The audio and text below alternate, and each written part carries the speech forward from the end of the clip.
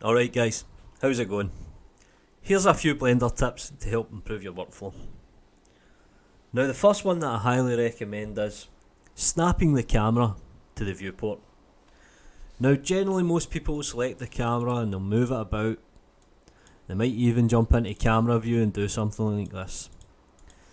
But the majority of the time you're actually in the viewport and you're scrolling about and you're doing this kind of thing. So let's say we like the angle and we like this view.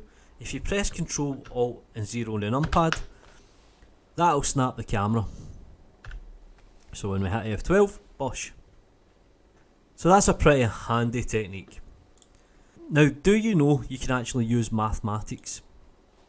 So for example here we want to move the cube 1 meter, so we would just type 1.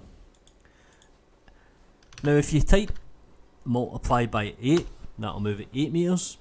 And let's say you don't like that, you can divide by 4. You can use plus and negative, so we can do plus 1 meter, and then we can do take away 3 meters, and that'll put us back in origin. So basic mathematics in most of these dialog boxes is pretty global, and as an animator it actually gives you a lot of precision. So the next tip is the LookDev HDRI tip. Now if we come up here and we jump into LookDev, and we click on this little arrow, you generally have an HDRI image. In fact you've got a bunch.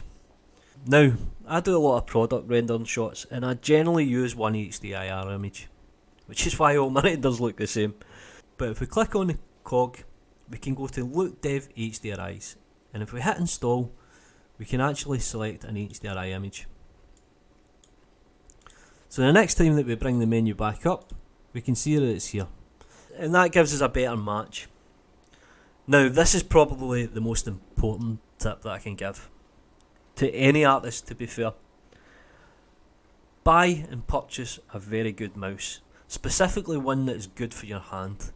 If you spend a lot of time in 3D like myself, you'll end up getting a thing called repetitive strain, and you could actually cause yourself an injury. I've known artists that have put themselves out for 5 or 6 months because they've actually done so much damage to the wrist. So it's a little bit of an expense, but for example I've got a gamer's mouse. It was only $60, but it feels good in the hand and I don't have much movement. Now there's a bonus to buying a gamer's mouse, and the fact is that it gives you additional buttons. Now what can we do with this? We can actually key map them. So for example, my mouse button to the side brings up my search menu, and that saves my hand a lot of strain. But there's another tip, adding favourites. So generally what you'll do is you'll find yourself using the same tool over and over again. So let's say you constantly add a curve and a Bezier curve. If you right click, you'll see that it brings up a dialog box called add to quick favourites.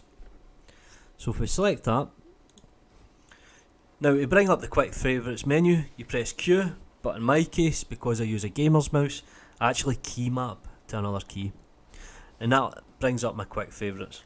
So that's one of the advantages of having a decent mouse. Now here's another tip. Let's, traditional fashion, delete the cube, pow. Let's go to File, Import, and we'll import a scalable vector graph, and we'll import a logo that we downloaded for the internet. Now you can see immediately the problem here, but we'll scale it up. The origin is different, and when it comes to animating, that makes things pretty difficult. So what we can do is we can go to Object, Set Origin, Geometry to Origin. And there we go, we've kind of fixed the origin. And like it says, quick menus, pretty powerful. Another quick tip before I go, remember that you've got hotspots here, so you can actually drag windows. Another tip is, save preferences.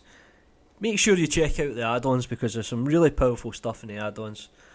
Thanks for watching, you know what to do, hit that like and subscribe button. Peace.